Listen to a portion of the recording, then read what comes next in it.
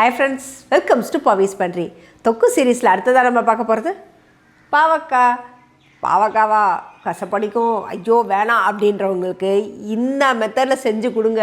நிஜமாகவே பாவக்காலையாக செஞ்சீங்க அப்படின்னு கேட்பாங்க. முக்கியமான விஷயம், நான் இன்றைக்கி இந்த குருவித்தலை பாவக்கான்னு சொல்லுவாங்க. பெரிய பாவக்காவோட இந்த மாதிரி குட்டி குட்டியாக இருக்கிற பாவக்காய் எடுத்திங்கன்னா கசப்பும் இருக்காது. இதுதான் நாட்டுக்காயின்னு வாங்க, எங்கள் அம்மாலாம் அப்படி தான் சொல்லி தான் எங்களுக்கு கொடுத்தாங்க. ஸோ அதுக்காகவே தேடி அலைஞ்சு இந்த குருவித்தலை பாவக்காய் வாங்கியிருக்கேன். ஸோ இதில் நான் சொல்கிற மாதிரி செஞ்சிங்கன்னா பாவக்காய் கசப்பு அப்படின்னு சொல்கிறவங்க கூட தைசா இன்றைக்கி செஞ்சது கொஞ்சம் கொடுங்களேன் அப்படின்னு கேட்டு சாப்பிடுவாங்க. வாங்க எப்படி செய்கிறது நம்ம இன்றைக்கி பார்ப்போம். நான் 1/2 கிலோ பாவக்காய் எடுத்திருக்கேன். இந்த மாதிரி குட்டி குட்டியாக கட் பண்ணி எடுத்து வச்சுக்கோங்க. ஒரு 1/2 hour to 40 minutes பிஃபோராக கட் பண்ணி வச்சுக்கோங்க. முடிஞ்ச அளவுக்கு விதைகள் எல்லாத்தையும் எடுத்துருங்க. ரொம்ப எல்லோ விதையாக இருந்தால் அதை நீங்கள் சேர்த்து அப்படியே சமைச்சிக்கலாம். இது உரமாக வச்சுட்டு ஒரு பக்கம் பேனில் நான் நல்லெண்ணெய் சேர்த்துருக்கேன். ஒரு 50 ml நல்லெண்ணெய் சேர்த்து பாவக்காவை லோ ஃப்ளேமில் வச்சு நல்லா வதக்கணுங்க. அந்த பச்சை வாடை எல்லாம் போய் அந்த நிறம் மாறி வர அளவுக்கு நல்லா வதக்கணும். நல்லா ஸ்ப்ரெட் பண்ணி விட்டு மூடி போட்டு மூடக்கூடாது. இப்போ இது வதங்கிறதுக்கு தேவையான அளவுக்கு சால்ட் சேர்த்துக்கலாம். கொஞ்சமாக மஞ்சத்தூள். இது எல்லாத்தையும் நல்லா பாவக்காயில் மிக்ஸ் பண்ணி விடுங்க. ஸோ நல்லா வெந்து வர வரைக்கும் லோ ஃப்ளேம்லேயே வச்சுருக்கணும். எல்லா பாவக்காயும் நல்லா படுற அளவுக்கு. இது வேகிற கேப்பில் நான் ஒரு சின்ன எலுமிச்சை சைஸ் புளியை ஊற வச்சுக்கிறேன். கொஞ்சம் சுடுதண்ணி ஊற்றி ஊற வச்சுக்கோங்க, முக்கியமான விஷயம். ஏன்னா அப்போ தான் இந்த பாவக்காயோட அந்த கசப்பெல்லாம் தெரியாமல் இருக்கும் இல்லையா, அதுக்காக இதை ஒரு ஓரமாக வச்சுடுவோம். ஒரு 2 நிமிஷத்துக்கு ஒரு தடவை 3 நிமிஷத்துக்கு பாவக்காய் திருப்பி மட்டும் விடுங்க, ஏன்னா நல்லா இதாகிறதுக்கு. இந்த அளவுக்கு வதங்கினதுமே இதுக்கு ஒரே 1 டீஸ்பூன் அளவுக்கு தான் நான் குழம்பு மிளகாத்தூள் சேர்க்குறேன்.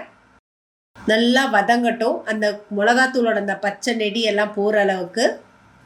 இப்போது இது கூடவே நான் ஏற்கனவே பூண்டு தக்காளி தொக்கு செஞ்சு வச்சுருக்கேன். லாஸ்ட் வீடியோவிலே இந்த தொக்கு எப்படி செய்யுதுன்ற வீடியோவை நான் அப்லோட் பண்ணியிருக்கேன். இந்த வீடியோ வேணுன்றவங்க போய் நீங்கள் சேனல் பேஜ்லேயும் பார்த்துக்கலாம். டிஸ்கிரிப்ஷன்லேயும் இதுக்கான லிங்க்கை நான் அப்லோட் பண்ணி விடுறேன். இது நான் 2 டேபிள் ஸ்பூன் தொக்கு இதில் ஆட் பண்ணுறேன். மெயின் விஷயம் எதுக்கு அப்படின்னா, அந்த பாவக்காவோட கசப்பு தெரியாமல் இருக்கிறதுக்காக தான் இதை ஆட் பண்ணுறோம். இல்லைனா நீங்கள் ஃப்ரெஷ்ஷாக பூண்டு தக்காளி எல்லாம் வதக்கி அதுக்கப்புறம் செய்கிற மாதிரி இருக்கும். ஸோ இந்த தொக்கு செஞ்சு வச்சுக்கிட்டிங்கன்னா கொஞ்சம் ஈஸியாக இருக்கும். நீங்கள் இதுக்குன்னு மட்டும் இல்லைங்க, வேறு எந்த விதமான காய் வகைகள் செய்கிறதா இருந்தாலும் இந்த தொக்கை சேர்த்தே நீங்கள் செய்யலாம். ரொம்பவே டேஸ்ட் சூப்பராக இருக்கும். எல்லா பாவக்காயும் நல்லா படுற அளவுக்கு நல்லா மிக்ஸ்அப் பண்ணிக்கோங்க. இந்த ஸ்டேஜ் வந்ததுக்கப்புறம் நம்ம எடுத்து வச்சுருந்த புளிக்கரைசலை இது கூட சேர்த்துக்கலாம். கொஞ்சம் தண்ணியாகவே சேர்த்துக்கோங்க, ஏன்னா அப்போ தான் பாவக்காயில் நல்லா வெந்து வரணும். அந்த புளிப்பு தன்மையெல்லாம் சேர்ந்தாதான் டேஸ்ட் சூப்பராக இருக்கும். இது நல்லா சிம்லே வச்சு கொதிக்க வைக்கணும். எந்த காரணத்தை கொண்டு ஃப்ளேம் ஏற்றிடாதீங்க. அந்த கொதிச்சு அந்த புளியோட அந்த பச்சை வாடை, அந்த பாவக்காயோட அந்த கசப்பு தன்மை எல்லாமே நல்லா குறையணும். நல்லா மிக்ஸ் பண்ணி விடுங்க. ஒரு 5 minutes நல்லா கொதிச்சா போதும். இது உங்களுக்கு கசப்பு தன்மை இருக்கிற மாதிரி தெரிஞ்சதுன்னா நீங்கள் இன்னுமே 2 டேபிள் ஸ்பூன் ஆட் பண்ணிக்கலாம். நான் ஆல்ரெடி ஆட் பண்ணியிருக்கேன், அதை வீடியோ ரெக்கார்ட் ஆகாமல் மிஸ் ஆகிடுச்சுங்க. ஸோ இந்த அளவுக்கு நல்லா ஒரு தொக்கு நல்லா கன்சிஸ்டன்சி வர அளவுக்கு சேர்த்துக்கலாம். இது கூடவே கொஞ்சமாக வெல்லம் சேர்த்துக்கலாம். 1 டேபிள் ஸ்பூன் 2 டேபிள் ஸ்பூன் சேர்த்தா போதுமானது. ஏன்னா 1/2 கிலோ பாவக்காவுக்கு அவ்வளோதான் சேர்க்கணும், இல்லை ரொம்ப ஸ்வீட் ஆகிடும். ஸோ வெல்லமெல்லாம் நல்லா கரைஞ்சி எண்ணெய்லாம் பிரிஞ்சு வர அளவுக்கு நல்லா வதக்கிக்கலாம். கட்டிகள் எதுவும் இல்லாமல் நல்லா கரைஞ்சி வரணும்.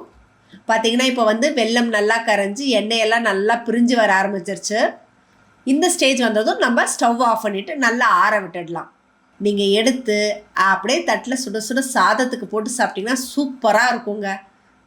நீங்கள் பாட்டிலில் ஸ்டோர் பண்ணால் தாராளமாக ஸ்டோர் பண்ணி வச்சுக்கலாம். என்ன ஃப்ரெண்ட்ஸ், எப்படி இருந்தது பாவக்காய் தொக்கு? நிறைய பேர் கேட்டிருந்தாங்க, நீங்கள் செஞ்சு மட்டும் காட்டுறீங்க, சாப்பிடலாம் மாட்டேன்றீங்கன்ட்டு. ஸோ அதுக்காகவே இன்றைக்கி நான் செஞ்சதை சாப்பிட்டே காட்டுறேன். நீங்கள் நிறைய சேர்த்துக்கணுன்னு கூட வேணாங்க, கொஞ்சம் சேர்த்தாவே போதும்.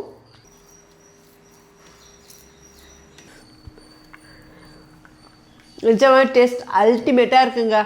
சான்ஸே இல்லை. இப்படியெல்லாம் பாவக்காய் செஞ்சு மட்டும் நீங்கள் கொடுத்து அனுப்பிச்சு பாருங்கள், லஞ்ச் பாக்ஸு காலி ஆகிடும் கண்டிப்பாக. வெளியே இந்த மாதிரி தொக்கை நீங்கள் செஞ்சு ஒரு 10லேருந்து 15 நாள் வச்சுருந்தீங்கனாலும் கிடவே கிடாதுங்க. செம சூப்பராக இருக்கும். ஸோ நான் சொல்லி கொடுத்த இந்த மெத்தட்லேயே ட்ரை பண்ணி பார்த்துட்டு உங்களோட வீட்டில் என்னென்ன கமெண்ட்ஸ் கொடுத்தாங்கன்னு மறக்காம சொல்லுங்கள். பாவக்காய் வாங்கும்போது அது குட்டி பாவக்காய் வாங்கிக்கோங்க. பெரிய பாவக்காய் வாங்கினா கண்டிப்பாக கசப்படிக்கும். ஸோ அதனால் சின்ன பாவக்காய் தேடி வாங்கி செஞ்சு உங்களோட கமெண்ட்டை கமெண்ட் பாக்ஸில் கொடுங்க.